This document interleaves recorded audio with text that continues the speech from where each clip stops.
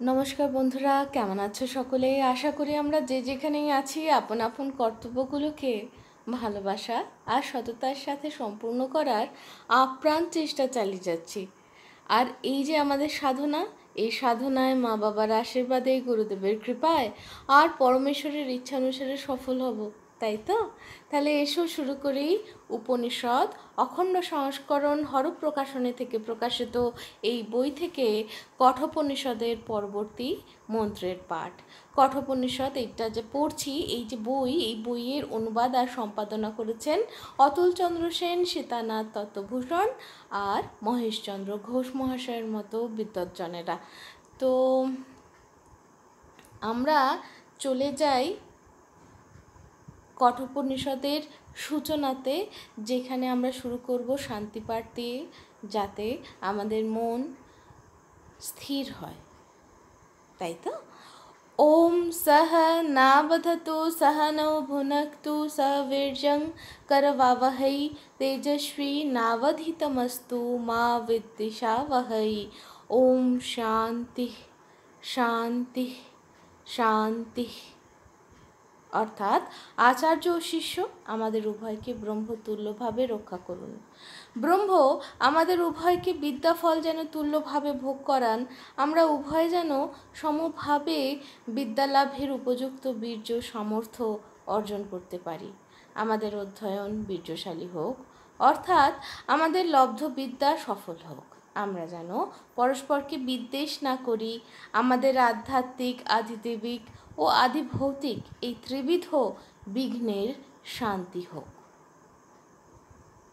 তাহলে এই শুভকামনা নিয়ে এসো আমরা শুরু করি পরবর্তী মন্ত্রের পাঠ।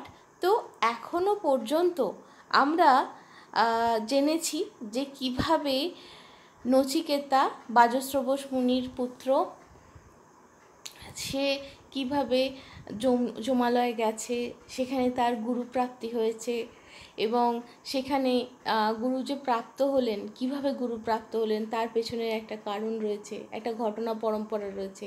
এবং সেই ঘটনা পরম্পরা থেকে এখন তিনটে বর বা প্রার্থনা করার সুযোগ পেয়েছেন নচিকেতা। প্রথম বরে তার পিতার জন্য শান্তি কামনা, মুক্তির উপায় চেয়ে নিয়েছেন। দ্বিতীয় বরে তিনি অগ্নিবিদ্যা লাভ করেছেন এবং এত ভালো তিনি ছাত্র, এত ভালো তিনি ছাত্র যে গুরু আনন্দিত হয়ে সেই বিদ্যাকেই নচিকেত অগ্নি বলে, মানে বিদ্যা নয়, সে অগ্নি, যে অগ্নিবিদ্যা তিনি শিখতে গেছেন তার নামকরণ করেছেন নচিকেত অগ্নি। এরপরে তৃতীয়বারে যখন তিনি আত্মতত্ত্ব জ্ঞান লাভের জন্য প্রার্থনা করেন, তখন গুরু প্রচুর লোভ দেখিয়েছেন। ওই হয় না যে তোকে এটা দেবো না, তুই তার বদলে লুচি মাংস সব কিছু খা। কিন্তু ভবি ভোলার নয়, তার সেই যে নারকেলের নাড়ু, দেখুন আমি খেতে ভালোবাসি তাই বলছি, আমার উদাহরণ এইরকমই। তো সে ভবি ভোলার নয়, সে তো আত্মজ্ঞান লাভ করেই ছাড়বে। তো যখন তিনি, মানে গুরু যখন বুঝেছেন যে আধারটা ঠিকঠাক তৈরি, আধারটা ঠিক আছে, কারণ সে এই আত্মজ্ঞান দেবার এবং নেবার জন্য উপযুক্ত গুরু আর শিষ্য হওয়ার দরকার। যখন গুরু বুঝলেন যে হ্যাঁ ঠিকঠাক পড়েছে, ঠিকঠাক তাল মিলিয়ে শিষ্য পাওয়া গেছে, শিষ্য তৈরি, তো তাকে তিনি আত্মজ্ঞান বলতে আরম্ভ করেছেন। এবং আমরা পূর্ববর্তী মন্ত্রে, মানে বলবো 43তম মন্ত্রে, 43 নয় 44তম মন্ত্রে আমরাও দেখেছি যে সবার যে পদ বা যে বেদ যে পদকে পূজা করে, বা মানে যেটা কাম্য, যে স্বরূপ, সেটা হলো ওঙ্কার। এই ওঙ্কার কি সেটা বলা তিনি শুরু করেছেন। এবং এর মধ্যে এই 44তম মন্ত্র অবধি আস্তে আস্তে আমরা জেনেছি যে সত্যিকারের শিষ্য কীরকম হওয়া উচিত, গুরু কীরকম হওয়া উচিত, কোন বিদ্যা ঠিক, মানে বিদ্যা অবিদ্যা সমস্ত কিছুর ভেদাভেদ এবং সেই সমস্ত জিনিসগুলো কিন্তু বিশ্লেষণ করতে করতে আমরা এসেছি, এই অবধি পৌঁছেছি। তো 44তম মন্ত্রটা আর একবার আমরা মনে করে নিয়ে তারপরে আমরা 45তম মন্ত্রে পৌঁছবো, তাই তো? তাহলে একবার আমরা পড়ে নিই যাতে আমাদের মনে পড়ে যায়। सर्वे वेदा जत् पदमामनन्ति तपांसि सर्वाणि च जत् वदन्ति यदिच्छन्तो ब्रह्मचर्यं चरन्ति तत्ते पदं संग्रहेण ব্রহ্মিম্মো মিতে তৎ। অর্থ কী ছিল? যে নচিকেতার প্রশ্ন শুনে যমরাজ প্রথমেই পরমাত্মার বাচক ও প্রতীক যে ওম তারই ব্যাখ্যা করতে আরম্ভ করলেন। কারণ প্রথমেই স্বরূপ বুঝতে চেষ্টা না করে প্রতীক দ্বারা বোঝালে বিষয়টি সহজভাবে বোঝা যায়। যেমন আমরা যদি এইভাবে বলি, এইভাবে যদি বলা হয় যে ব্রহ্ম সাকার নিরাকার দুটোই, তাই তো? তা এখন আমি যদি হঠাৎ করে বলি আচ্ছা ব্রহ্ম অবধি নাই বা গেলাম, খুব সহজভাবে যদি আমরা বোঝার চেষ্টা করি, এইরকম আমি একটা বললাম রেখা। রেখা শব্দের মানে কি? রেখা শব্দ, আচ্ছা রেখা মানে হচ্ছে বলতে পারি যে একটা দাগ, একটা আঁচড়, একটা একমাত্রিক আঁচড়, যেটা আমাদের জন্য একমাত্রিক। তাই অনেক কিছু হজবরল করে আমরা বোঝানোর চেষ্টা করছি, কিন্তু একটা রেখা যদি এঁকে দেখিয়ে দেওয়া যায় সেটা বরঞ্চ সুবিধে হয় বোঝার। বা রেখার চেয়েও আরেকটু বলি, সরল করে রেখাকে যদি বলি সরল রেখা, তাহলে তার সংজ্ঞা হিসেবে বলা যায় যে দুটি বিন্দুর সংযোগে যে জ্যামিতিক আকৃতি পাওয়া যায় তাকেই বলা হয় রেখা, সরল রেখা। বাপরে অনেক কিছু বলে ফেললাম না? তো তার চেয়ে বাবা একটা সরল রেখা টেনে দেখিয়ে দিলেই হয়ে যায়, যদিও আমার সরল রেখাটা সরল হয়নি, একা ব্যাকা হয়েছে। তো এই হলো ব্যাপার। এটাই বলছে যে যাতে বোঝার সুবিধে হয় সেই জন্য আগে প্রথমেই স্বরূপ বোঝাবার চেষ্টা না করে একটা প্রতীক দ্বারা বোঝালে বিষয়টা সহজে বোঝা যায়। তাই এখানে ওম এই অক্ষরে ব্রহ্মদৃষ্টির কথা বলা হয়েছে। সমুদয় তপস্যায় যার মনন হয় তিনি ওঙ্কারবাচ্য ব্রহ্ম, মানে যাকে আমরা মনন করি তিনি হলেন ব্রহ্ম এবং ওঙ্কার দ্বারা তিনি বাচ্য। বেদান্তের তপস্যা মনন প্রধান, মানে বেদান্তে উপনিষদের এই অনুযায়ী কিন্তু মনন প্রধান। আপনি মনে মনে উপলব্ধি করবেন, যে মনকে স্থির করলে তবে মনন করা যায়। যে তপস্যার সঙ্গে ব্রহ্মের মনন নাই সে তপস্যা বেদান্ত সমুচিত নয়। বেদের সত্যম জ্ঞানম অনন্তম প্রভৃতি পদ দ্বারা ব্রহ্মের স্বরূপ কীর্তন করা হয়েছে ওম। অতি সংক্ষেপে সকল স্বরূপবাচক পদের অর্থ প্রকাশ করে। সুতরাং ওম শব্দ ব্রহ্মস্বরূপের সংক্ষিপ্ত বাচক বা অর্থ প্রকাশক। ওঙ্কার ব্রহ্মের বাচক বা জ্ঞাপক বলে তাকে শব্দ ব্রহ্ম বলা হয়ে থাকে। সংযমীগণ এই ওঙ্কার বাচ্য ব্রহ্মপদ লাভ করবার নিমিত্তই গুরুগৃহে বাস, বীর্য ধারণ প্রভৃতি কঠোর ব্রহ্মচর্যের অনুষ্ঠান করেন। এবার যত সময় এগিয়েছে নানা মুনির নানা মত বলা যায় না, বলা যায় যে বিভিন্ন রূপে ব্রহ্ম নিজেকে উপলব্ধি করেছেন, বিভিন্ন উপায় পেয়েছেন, নিজেই আবিষ্কার করেছেন। ওই যে গীতায় একটা সুন্দর শ্লোক আছে, মন্ত্র আছে, ব্রহ্মার্পণম ব্রহ্মহবির ব্রহ্মাগ্নৌ ব্রহ্মণাহুতম ব্রহ্মৈব তেন গন্তব্যম ব্রহ্মকর্ম সমাধিনা। সব কিছুই তো তিনি। আমি যে বলছি, যা বলছি, বলার এই ক্রিয়া, আপনারা যে শুনছেন, যে শব্দ, যে বলছে, যা আপনি শুনছেন এবং আমরা যা মনন করছি সবই তো ব্রহ্ম। তার মানে যদি এইভাবে বলা হয় যে ব্রহ্মই বিভিন্ন মত বলবো না, বিভিন্ন রাস্তা নিজেই আবিষ্কার করে যাচ্ছেন নিজেকে জানার জন্য, নিজেকে বোঝার জন্য।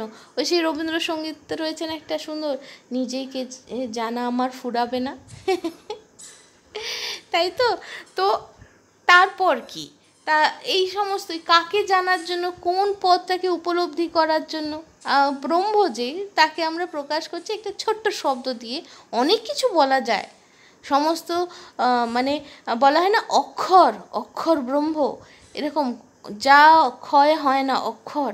তা আমরা যত ধরনের ভাষা দেখেছি আর তা দিয়ে যত সাহিত্য তৈরি হয়েছে, সেইভাবে বলতে গেলে সে সাহিত্য আপনার আমার বোধগম্য হোক বা নাই হোক, আপনার আমার কাছে সেটা ধনাত্মক বা ঋণাত্মক গুণ নিয়ে প্রকাশিত হোক না কেন, কিন্তু সবই ব্রহ্ম। তাহলে আসুন এর পরের মন্ত্র বা মন্ত্র থেকে, শ্লোক থেকে আমরা জেনে নিই এরপরে যমরাজ কি বলছেন, কারণ তিনি আমাদের চেয়ে অনেক ওপরে সাধনায়, মানে আমাদের জন্য, আমাদের রেসপেক্টে, উইথ রেসপেক্ট টু আস তিনি অমর, যদিও তিনি অক্ষর নন, কারণ তিনি একটা পর্যায় অবধি গেছেন, আমরা সেই অবধিও যেতে পারিনি আপাতত, মানে অন্তত আমি তো এখনও যেতে পারিনি, তাই জন্য বোঝার চেষ্টা করছি। তো 45 নম্বর মন্ত্র, एतद्धेवाक्षरं ब्रह्म एतद्धेवाक्षरं परम एतद्धेवाक्षरं ज्ञात्वा जो যদিচ্ছতি তস্য তৎ। অর্থাৎ বলা হচ্ছে এই অক্ষরটি ওঙ্কার, সর্বগত ব্রহ্ম, এই অক্ষরটি ওঙ্কার, সর্বাতীত ব্রহ্ম, এই অক্ষরটিকে ওঙ্কারকে জানিয়া যে যাহা চায় সে তাহাই পায়। সুন্দর তাই তো? বা সব পাওয়ার দেশের একটা রাস্তা পাওয়া গেল। ওম, এই অক্ষরই অপর অর্থাৎ সর্বগত ব্রহ্ম, এই অক্ষরই পর অর্থাৎ সর্বাতীত ব্রহ্ম। ওঙ্কার ব্রহ্মের এই উভয় বিধ ভাবেরই জ্ঞাপক।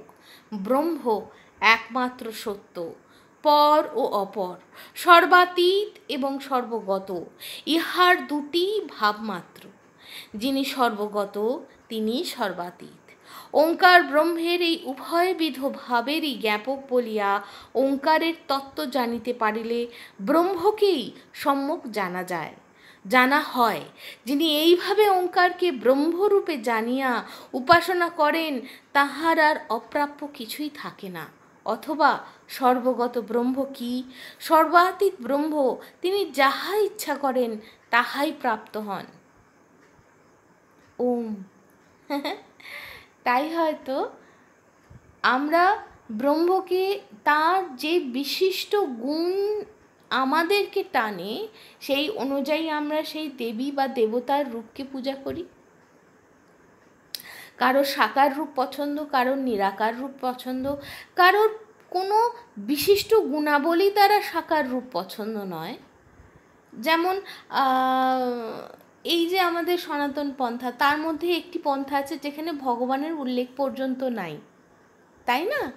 তো আমি যদি ঠিক বলে থাকি সাংখ্যমত বোধহয়, আমি ভুলও বলতে পারি, কারণ বেশ কিছুদিন আগে একজন খুব প্রবীণ ব্যক্তি, তিনি প্রকৃতিকে মানে তিনি প্রচণ্ড ভালোবাসেন প্রকৃতিকে, এবং সেই ভদ্রলোকই বলি কেন, সেই প্রকৃতির সেবক, তিনি সবার কাছে বলছেন যে জল বাঁচানো উচিত। এই যে বৃষ্টির জল, এই বৃষ্টির জল যদি না ভূগর্ভস্থ যে জল স্তর রয়েছে সেই অবধি না পৌঁছলে একটা সময় আসবে যখন পেয় জলের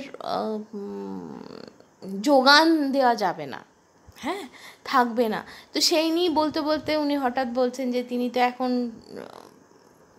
অবসর নিয়েছেন তার কর্মজীবন থেকে, তারপরেও তিনি এই কাজগুলো করে যাচ্ছেন, কিভাবে বৃষ্টির জল বাঁচানো যায়, কিভাবে ভূগর্ভস্থ জলস্তরের স্তর অবধি পৌঁছানো যায়, উনি অনেক কিছুই বলছিলেন। বলতে বলতে হঠাৎ তিনি ব্যাখ্যা করতে করতে বলছেন যে সাংখ্য দর্শন অনুযায়ী তো প্রকৃতি সব। তো আমি তখন ভাবছি, বাহ, কত কিছু জানা যায়, মানে যে নিজের খুঁটিটা বেঁধে রেখেছে গুরুর কাছে, মানে তার কাছে সেই জ্ঞান আসবেই। তো তখন আমি ভাবলাম, বাহ, কত সুন্দর না ভগবানকে, মানে ব্রহ্ম এই স্বরূপ, এইভাবেই আমাকে ব্রহ্মকে দেখতে হবে তা না, আমি যাই দেখছি সেটাই ব্রহ্ম, তাই না?